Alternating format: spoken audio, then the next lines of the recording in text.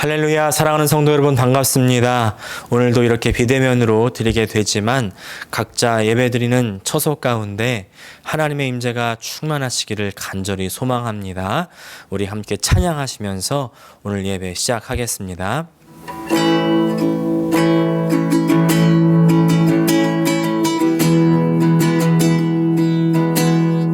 시작됐네. 우리 주님의 능력이 나의 삶을 다스리고 새롭게 하네. 자유하네. 죄와 사망으로부터 나의 삶은 변하고 난 충만하네. 은혜로다. 주의 은혜 한량없는 주의 은혜 은혜로다. 주의 은혜 변함없는 신실하신 주의 은혜. 시작됐네. 시작됐네. 우리 주님의 능력이 나의 삶을 다스리고 새롭게 하네. 자유하네. 죄와 사망으로부터 나의 삶은 변하고 나 충만하네. 은혜로다. 은혜로다. 주의 은혜 한량없는 주의 은혜 은혜로다. 주의 은혜 변함없는 신실하신 주의 은혜. 은혜로다. 은혜로다. 주의 은혜 한량없는 주의 은혜 은혜로다. 주의 은혜 변함없는 신실하신 주의 은혜. 변함없는 신실하신 주의 은혜. 변함없는 신실하신 주의 은혜.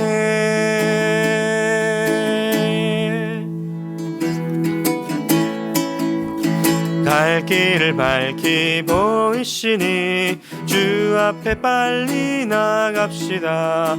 우리를 찾는 구주 예수 곧 오라 하시네.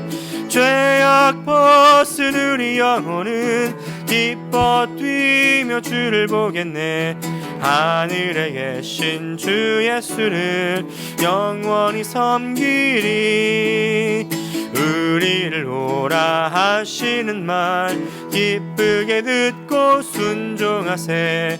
구주를 믿기 지체 말고 속속히 나가세. 죄악 벗은 우리 영혼은 기뻐 뛰며 주를 보겠네. 하늘에 계신 주 예수를 영원히 섬기리. 주 오늘 여기 계시오니 다 와서 주의 말씀 듣세. 기도하며 생각하니 참 진리시로다. 죄악 벗은 우리 영혼은 기뻐 뛰며 주를 보겠네. 하늘에 계신 주 예수를 영원히 섬기리. 갈 길을 밝히 보이시니 주 앞에 빨리 나갑시다. 우리를 찾는 구주 예수 곧 오라 하시네. 죄악 벗은 우리 영혼은 기뻐 뛰며 주를 보겠네.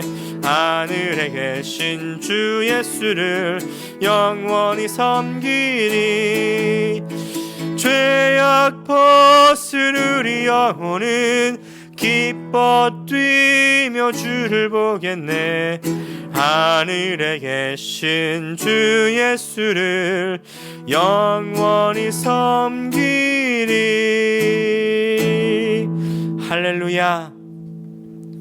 이 시간 다 함께 통성으로 기도하실 때 주님, 우리 사랑하는 성도들 모두 한 분도 빠짐없이 주님께서 지켜주시고 보호하여 주시고 건강 주시며 주님 병든 자 있습니까? 치료하여 주시고 오늘 주님의 말씀하심이 주님의 역사하시는 손길이 아버지 우리 모든 성도들 가운데 미칠 수 있기를, 그 안에 주님 보호받을 수 있기를 우리 다 함께 통성으로 기도하시고 또 우리 예배를 위하여서 다 함께 내가 가장 은혜 받는 사람 되게 해달라고, 그 은혜 가운데 머무는 이번 한 주 되게 해달라고 이 시간 다 함께 통성으로 기도하시겠습니다.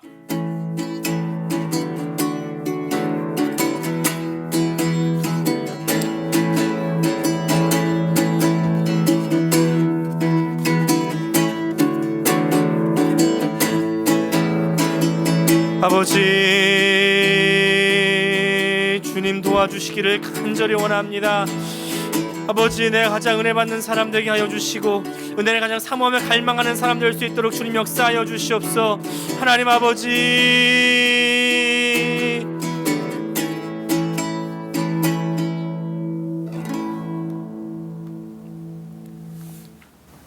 고기창 목사님 기도하시겠습니다. 주님의 전에 모이지 않고 예배를 드리는 것 감사합니다. 3일 동안 코로나에서 보호해 주신 것 감사하며 앞으로도 계속해서 모든 가족들을 보호해 주실 것을 감사드립니다. 모든 성도님들 이민 생활에 어려움이 많으시지만 하나님의 은혜로 하와이에서 잘 지내가게 해 주시니 감사합니다. 앞으로도 코로나에서 여전하게 보호해 주실 줄 믿고 찬송과 기도로 예배를 드립니다. 특히 이 예배에 못 나온 오프란세스 목사님과 여러 성도들 우리와 같이 예배 드리게 하시옵소서. 우리 주 예수님의 이름으로 기도드립니다. 아멘. 교회 소식 전해드리겠습니다. 우리 교회는요, 이제 이번 주까지만 비대면 예배를 하고 다음 주부터는 이제 대면 예배를 다시 시작하겠습니다. 9월 19일부터는 다시 성전에 모여서 11시에 예배를 드리겠습니다. 네. 계속해서 로마서 성경 공부 계속 진행되고 있는데 이제 다음 주에 15장 그리고 그 다음 주 16장까지 하면 로마서가 끝이 나겠습니다. 줌으로 참석해 주시고 줌으로 들어오기 어려우신 분들은 유튜브로 함께 동참해 주시기를 바랍니다. 감사합니다. 네, 우리 2021년 표어 다 함께 나의 영혼에 그리고 우리 가정에 그리고 우리 온 교회와 사회 가운데 믿음으로 선포하시고 우리 함께 말씀 나누시겠습니다. 시작. 큰 은총을 받은 사람이여 두려워하지 말라. 평안하라. 강건하라. 강건하라. 아멘. 우리 다 함께 은혜 나누실 말씀은 마가복음 2장 13절부터 17절까지 말씀입니다. 예수께서 다시 바닷가에 나가심에 큰 무리가 나왔거늘 예수께서 그들을 가르치시니라. 또 지나가시다가 알페오의 아들 레위가 세관에 앉아 있는 것을 보시고 그에게 이르시되 나를 따르라 하시니 일어나 따르니라. 그의 집에 앉아 잡수실 때에 많은 세리와 죄인들이 예수와 그의 제자들과 함께 앉았으니 이는 그러한 사람들이 많이 있어서 예수를 따름이러라.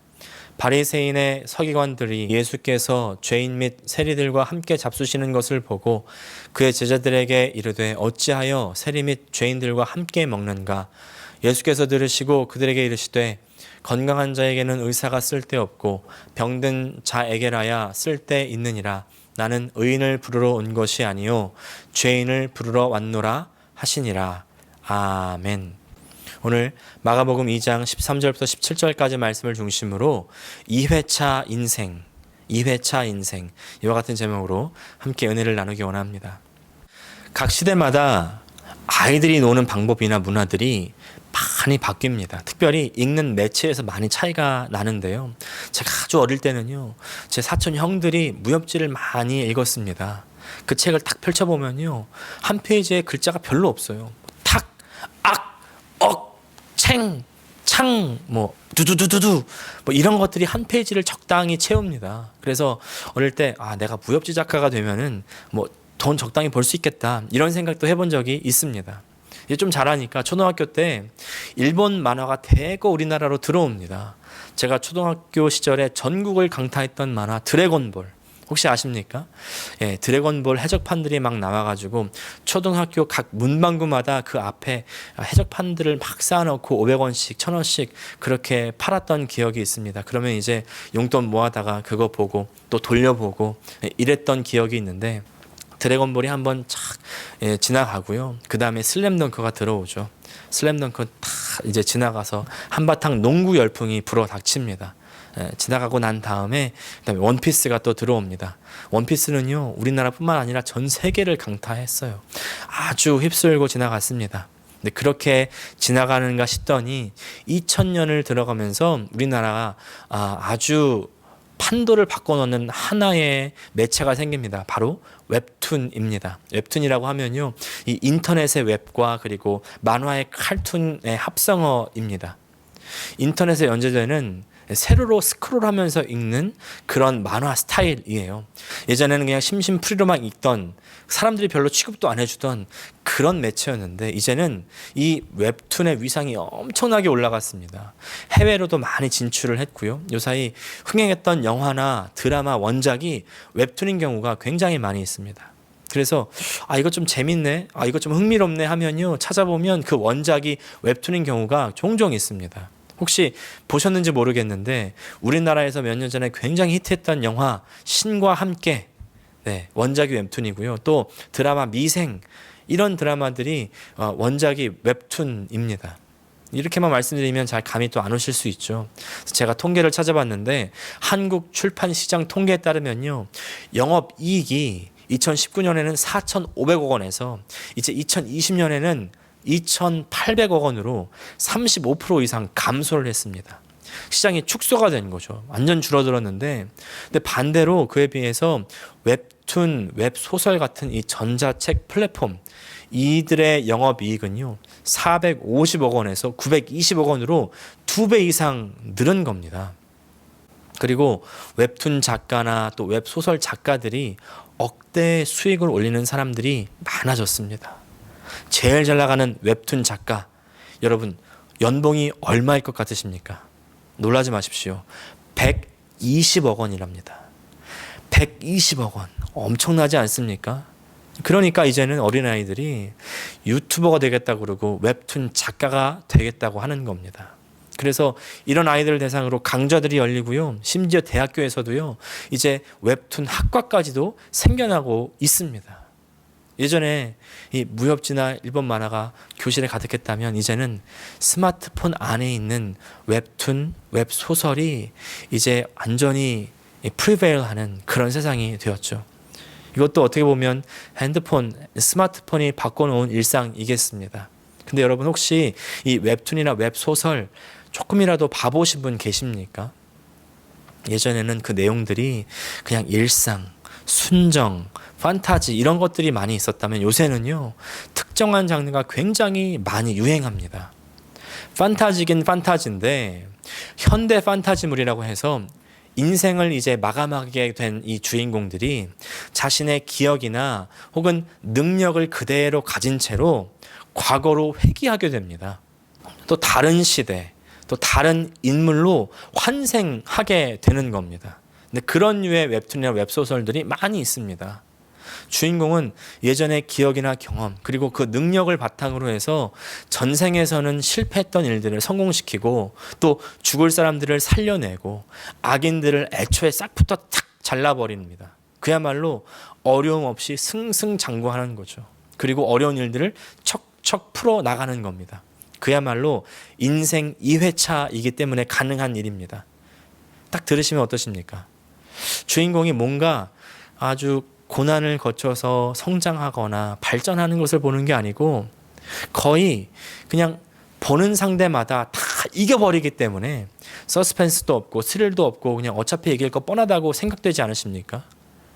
뻔한 얘기가 잘 팔릴까? 전 이렇게 생각했었는데 그런데요, 생각보다 그런 이야기들이 잘 팔린다는 겁니다. 인기가 좋습니다. 사람들이 막 조회수가 억대 단위가 나오고요. 5천만, 2천만, 3천만 막 이렇게 나오는 겁니다. 뿐만 아닙니다. 이런 종류의 비슷한 장르의 그 웹소설, 웹툰 이런 것들이 수십, 수백 가지가 있습니다. 인기가 있다는 반증이겠죠. 보통 이런 웹툰, 웹소설의 이 소비층이 어디일까요? 청소년층, 청년층 아니겠습니까? 이 사람들이 왜 이런 웹툰, 웹소설들을 많이 그리고 즐겨볼까요? 한번 생각해 봤습니다. 아마 이런 건 아니겠습니까? 청소년, 청년들이 느낄 때 아무리 내가 노력해도 해도 안 되는 세상, 인생 1회차는 망했다 이렇게 생각하면서 혹시 나에게 2회차가 있다면 얼마나 좋을까? 정말 내가 잘해볼 수 있을 텐데, 내가 성공해볼 수 있을 텐데, 내가 떵떵거리면서 살 수 있을 텐데, 그런 생각 때문이 아닐까요? 이런 생각이요, 우리 똑같이 하지 않습니까? 내가 20대로 돌아갈 수만 있다면, 내가 10년만 더 젊어질 수 있다면, 이런 생각의 현대 버전이라는 것이죠. 그래서 인생 2회차를 살아가면서 이제 성공의 인생을 살면서 원수에게 통쾌하게 복수하는 그 소설의 주인공에게 감정이입하면서 아주 그렇게 스트레스를 푸는 것 아니겠습니까? 요즘 말로 사이다를 느끼는 거겠죠.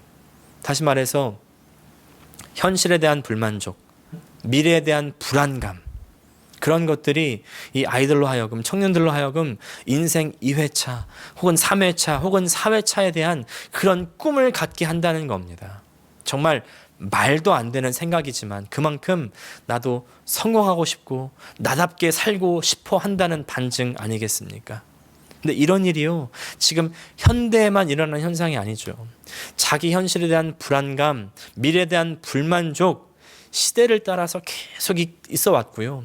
성경의 시대, 예수님께서 살던 그 시대에도 있었다는 겁니다. 또한 뿐만 아니라 지금 나에게도 그 불안함과 불만족은 여전히 있습니다. 많이 있죠. 오늘 우리가 읽은 본문에 이 알페오의 아들 레위도 사실은 그런 사람이었습니다. 짧은 이야기지만 오늘 그 속에서 레위가 어떤 사람이었는지를 한번 살펴보고요. 그를 부르시는 이 예수님의 이야기가 오늘날 우리와 어떤 상관관계가 있는지 한번 알아보면서 은혜를 나누는 그런 시간이 되기를 원합니다. 먼저 세리 레위입니다. 14절 상반절 말씀입니다. 또 지나가시다가 알페오의 아들 레위가 세관에 앉아 있는 것을 보시고, 알페오의 아들 레위가 세관에 앉아 있었다, 이런 말은요 아주 짧은 한 문장이지만 역사적인 문맥과 기록들을 바탕으로 우리가 여러 가지들을 유추해 볼 수가 있습니다. 먼저 레위라는 이름입니다. 레위라는 이 사람이 혹시 여러분 유다 지파였을까요? 베냐민 지파였을까요? 아니겠죠. 레위 지파입니다. 레위 지파는요 다들 아시는 것처럼 일반 지파들과는 다르게 땅을 상속받지 못하고 제사장이 되어서 하나님을 섬기는 일에 몰두하는 그런 사람들이었습니다. 두 번째, 알페오의 아들입니다. 레위의 아버지는 알페오라고 했는데 이 알페오라는 이름의 뜻은요, 지도자라는 뜻이 있습니다. 레위 지파 사람들은요, 제사장이 되는 사람들이 아무래도 성경을 잘 알겠죠. 또 레위 지파 사람들이 아까 자신의 땅을 분배받지 못했다고 했는데 그렇기 때문에 이스라엘 각각 다른 그 12지파에 속해 살면서 작은 성읍을 받아서 그들과 함께 살면서 각 지파들이 하나님을 잘 섬길 수 있도록 돕는 일을 했습니다. 그러니까 레위 지파 사람들은 각 지파 여러 마을에서 율법과 또 전승들을 가르치면서 하나님의 백성들로서 살 수 있도록 이끄는 지도자 역할을 했던 사람들입니다. 레위의 아버지 알페오가 그런 사람이었다는 것이죠. 특별히 이 알페오의 또 다른 아들 야고보가 있었는데 이 사람은 레위의 형으로 알려져 있습니다. 이 야고보도요, 예수님께서 부르셨는데 이 야고보는 작은 야고보라고 불립니다.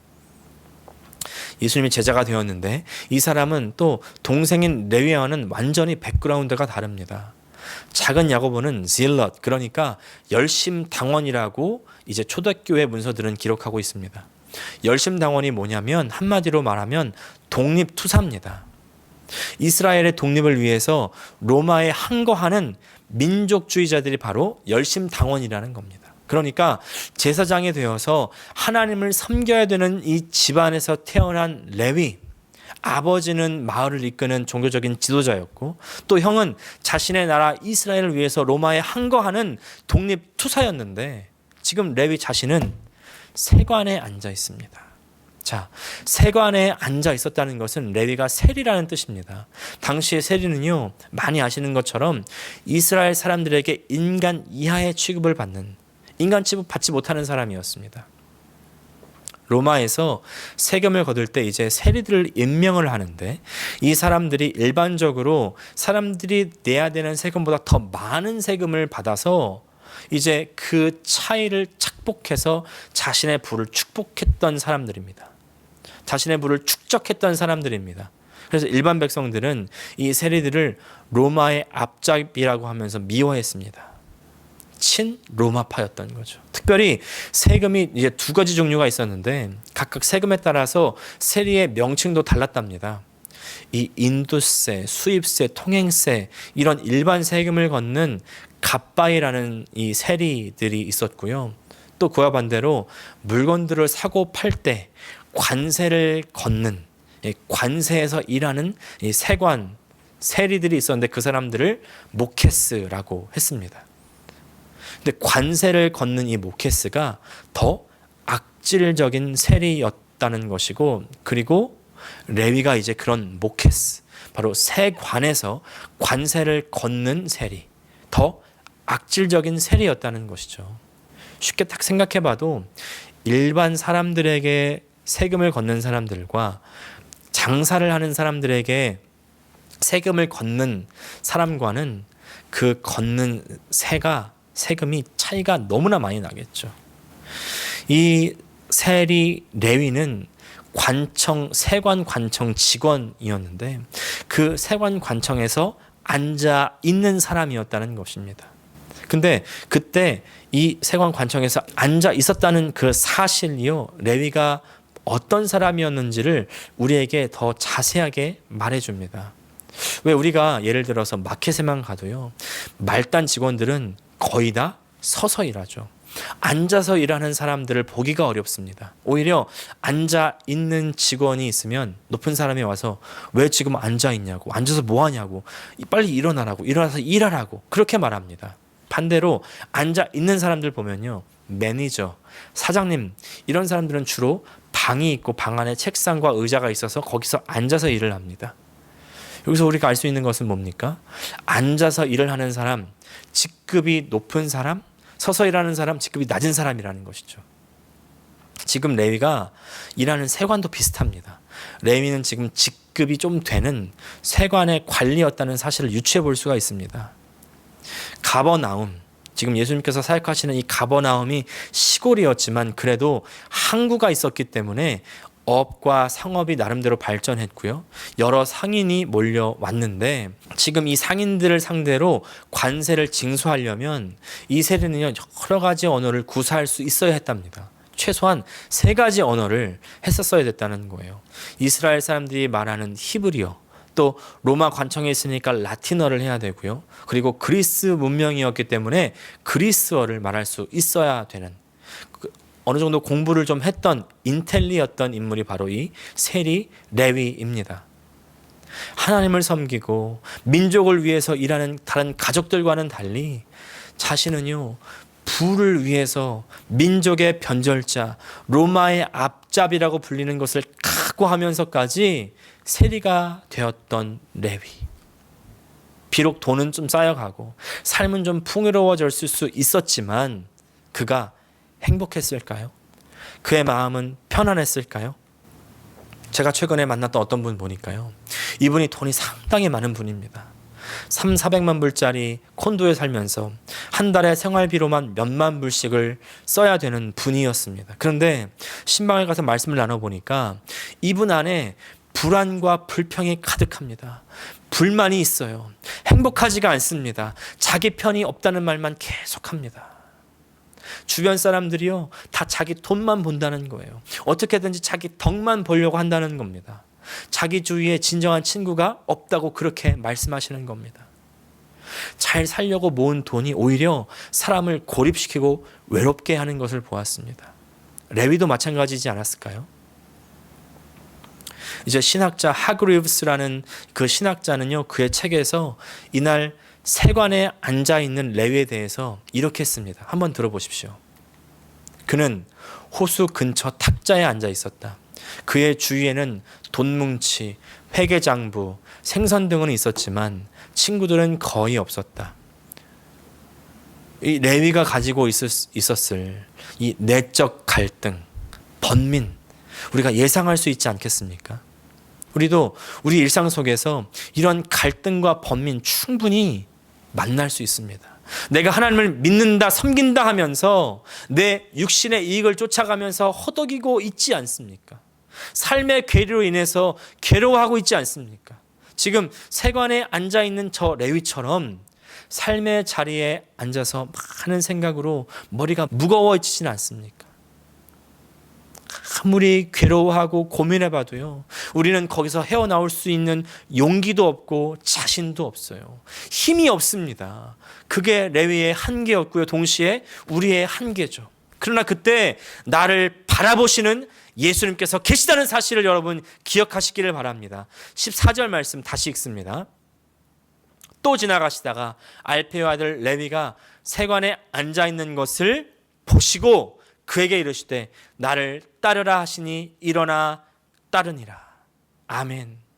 예수님께서는요, 레위를 바라보셨다는 겁니다. 보셨다. 이 보다라는 이 단어는요, 멍하니 그냥 바라보고 있는 것을 얘기하는 것이 아니라 주의해서 자세하게 감시하듯이 조사하듯이 보는 것을 말하는 겁니다. 사실 예수님의 이 보신다는 이 행동은 흔하지 않은 행동입니다. 보통 사람들은 하지 않았던 행동이에요. 왜? 왜냐하면 레위는 세리였기 때문에.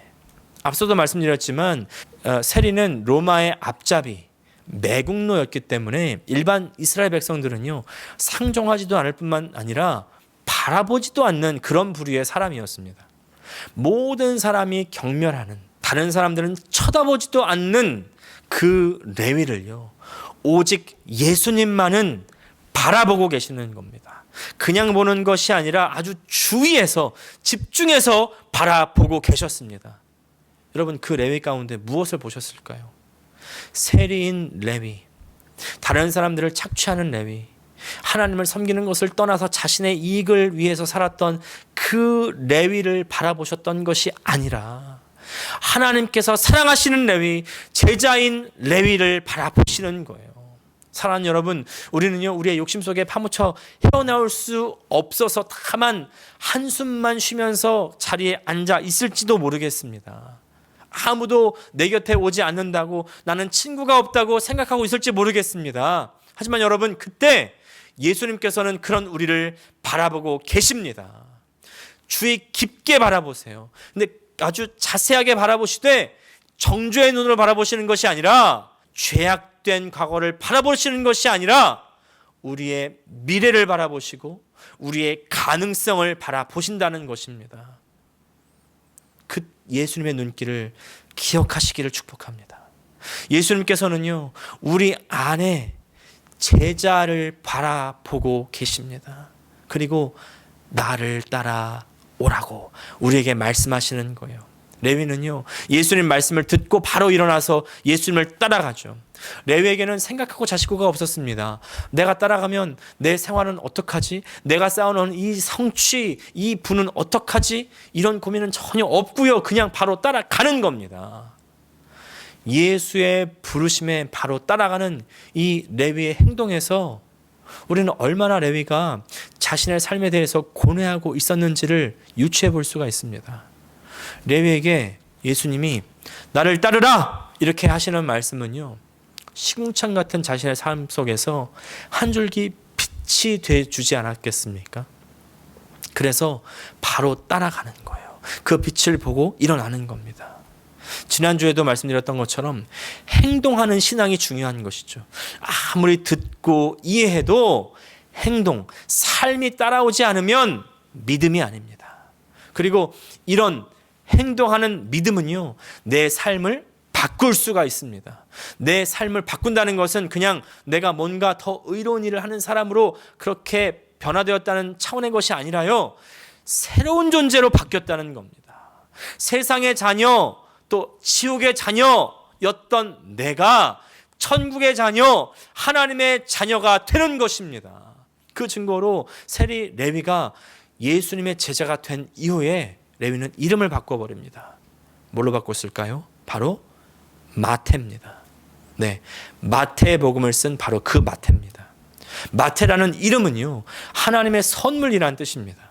예수께서 레위를 불러주시기 전까지는 레위의 인생은 그냥 고뇌와 불안이 가득한 인생이었지만 이제 예수님께서 레위를 불러주시고 이제 예수님을 따르는 인생이 되니까 그의 인생은 하나님께서 선물처럼 주신 새로운 인생이 되었습니다. 그야말로 2회차 인생이 시작된 것이죠. 그 전까지 세상을 쫓았던 의미 없고 불안했던 삶들을 이제 리셋하고 의미가 충만하고 영원히 있는, 영생이 있는, 의미 있는 인생을 시작하는 것이죠. 사랑하는 여러분, 지금 삶이 답답하고 풀리지 않고 불만족으로 가득하십니까? 여러분, 지금이 바로 기회입니다. 인생을 새롭게 시작할 수 있는 기회예요. 예수님께서 레위를 부르셔서 마태로 만드시는 것처럼 레위와 같은 이런 많은 사람들을 부르고 계신다는 거예요. 바로 나를 부르고 계신다는 사실입니다. 15절 말씀, 그의 집에 앉아 잡수실 때에 많은 세리와 죄인들이 예수와 그의 제자들과 함께 앉았으니 이는 그러한 사람들이 많이 있어서 예수를 따름이러라. 그러한 사람이 많이 있어서 예수를 따름이러라. 할렐루야. 예수님께서 부르시는 소리를 들으시기를 바랍니다. 우리를 매일 아침마다 부르십니다. 현수야, 나와 함께 하자, 나와 동행하자, 그렇게 나를 따르라고 부르고 계시는 것입니다. 여러분, 그 음성에 순종해서 따라가는 저와 여러분 되시기를 축복합니다. 그러면요, 나의 인생이 바뀌는 거예요. 나의 하루가 바뀌고요, 나의 일주일이 바뀌고, 나의 한 달이 바뀌고, 나의 1년이 바뀌고, 나의 10년, 20년, 그렇게 나의 인생이 바뀌는 것입니다. 이름은 레위 지파의 레위였지만 하나님을 섬기지 못해서 답답했던 인생이요, 이제 마태, 하나님의 선물 같은 인생으로 바뀐 겁니다. 할렐루야. 근데 이때 주의해야 될 것이 있습니다. 레위와 또 다른 레위와 같은 사람들은 부르심을 듣고서 따라감으로 말미암아 인생이 변화되기 시작하는데, 예수님과 교제를 나누는 인생이 되었는데, 이 사람들을요, 죄인이라고 부르는 사람이 있습니다. 16절 말씀입니다. 바리새인의 서기관들이 예수께서 죄인 및 세리들과 함께 잡수시는 것을 보고 그의 제자들에게 이르되 어찌하여 세리 및 죄인들과 함께 먹는가? 바리새인들과 서기관들은 실제로 하나님을 섬기는 사람들이었죠. 율법을 보존하고 율법을 외우고 사람들에게 자기가 외웠던 보존했던 그 율법을 나눠주고 가르치는 사람들이었습니다. 하나님 말씀과 함께 한다고 하는 그런 사람들이었습니다. 그런데 이 사람들은 오히려 세리와 죄인들과 함께하는 예수님을 정죄합니다. 우리 안에, 교회 안에 이런 모습이 있습니다. 세상살이가 바빠서 교회 잘 나오지 못하는 사람들, 그런 사람들에게 예배 잘 나오는 사람들이 주로 어떻게 얘기합니까? 집사님, 그렇게 주일 예배 빠지고 그러면 안 돼. 저주받아. 어떻게든 예배 빠지 말고 나와야지. 그래야 복 받지. 지난 봄에 몸이 아프고 힘들던데 기도 안 해서 그래. 이런 얘기 들으면 어떻습니까? 더 예배 잘 나오게 될까요? 오히려 목사인 저부터도요, 거부감 생기고 반발심 생기고요, 이런 교회 때려칠까? 오히려 저부터도요 그런 마음 들 것 같아요. 하나님을 섬긴다고 하면서 오히려 다른 사람을 정죄하는 건요, 믿음이 아닙니다. 지난주에 말씀드린 대로 믿음은 사랑입니다. 믿음은 사람을 살립니다. 사람을 위합니다. 그것이 바로 예수님께서 오신 이유예요. 17절 말씀, 예수께서 들으시고 그들에게 이르시되 건강한 자에게는 의사가 쓸데없고 병든 자에게라야 쓸데있느니라. 나는 의인을 부르러 온 것이 아니요 죄인을 부르러 왔노라 하시니라. 아멘. 오늘 말씀 마무리합니다. About Time이라는 영화를 보면요, 주인공은요 과거로 돌아갈 수 있는 특별한 능력을 갖고 있습니다. 그래서 이 능력을 깨달은 순간부터 과거의 실수를 만회하고 이제 자신의 인생을 멋지게 개척해 나갑니다. 근데 그랬던 주인공에게 아버지가 조언을 합니다. 아버지도 주인공과 똑같은 능력을 갖고 있었습니다. 이 주인공은 이 아버지로부터 그 능력을 물려받은 것이었죠. 아버지도 이미 과거로 시간 여행을 많이 했었습니다. 그런데 아버지는 어느 순간부터 더 이상 과거로 돌아가지 않는다는 것입니다. 그러면서 아들에게 팁을 한 가지 알려줍니다. 첫째는 일단 평범한 삶을 살아보라고 합니다. 그리고 그 똑같은 하루를 다시 살아보라는 것입니다. 그때 처음에는 긴장과 걱정 때문에 볼 수 없었던 이 세상의 아름다움을 두 번째 살면서 느끼게 된다는 것이었습니다. 아들은요, 이 얘기가 처음에는 잘 와닿지 않아요. 이해가 가지 않습니다. 그렇지만 아버지의 말대로 따라 해봅니다. 그러면서 하루를 어떻게 사는지를 배우게 되는 겁니다. 그저 남들처럼 평범한 하루, 평범한 삶을 살지만 그러나 그 하루를 마지막 날이라고 생각하면서 살자고 다짐하면서 이제 작은 것을 느끼면서 살아가고자 최선을 다하는 겁니다. 우리는 과거로 돌아갈 수 있다면, 10년만 젊다면, 20년만 내가 젊어질 수 있다면, 내가 이런 선택을 과거에 했었더라면, 요즘 말로 하면 2회차 인생을 살 수 있다면 하면서 살 때가 있죠. 현실이 불만족스럽고 미래가 불안하기 때문입니다. 그러나 그런 우리를 예수님께서 불러 주시는 것입니다. 그리고 우리의 존재를 바꿔 주십니다. 의미 있는 인생을 만들어 주시고 마태, 이 선물과 같은 인생으로 변화시켜 주시는 것입니다. 예수님께서 불러주셔서 예수님을 따라가는 인생은요, 이제 더 이상 예전과 같지 않습니다. 매일매일이 새롭고 과거로 돌아가기를 구하지 않습니다. 살아있는 날들이기 때문입니다. 과거에 연연하지 않습니다. 오히려 지금 현재를요 아주 풀로 살아갈 수 있게 되는 것입니다. 이미 인생의 2회차를 살아가듯이 작은 것 하나하나가 아주 의미가 있고 아름다움을 그 속에서 발견하게 됩니다. 그 안에 감사가 있어요. 그 안에 기쁨이 있습니다. 그것이 바로 예수님과 함께하는 하루하루, 예수님을 따라가는 하루하루인 줄을 믿습니다. 세관에 앉아서 자신의 인생을 고뇌하던 레위가 예수님을 만나서 이제 새로운 인생으로 변화돼서 마태복음을 써내려가듯이 매일 하루하루를 예수님을 따라감으로 말미암아 나의 복음서를 써 나갈 수 있는 인생 되실 수 있기를 간절히 축복합니다. 기도하겠습니다. 하나님 아버지, 오늘 예수님께서 세리 레위를 부르셔서 마태로 삼아주시는 것을 우리가 봅니다.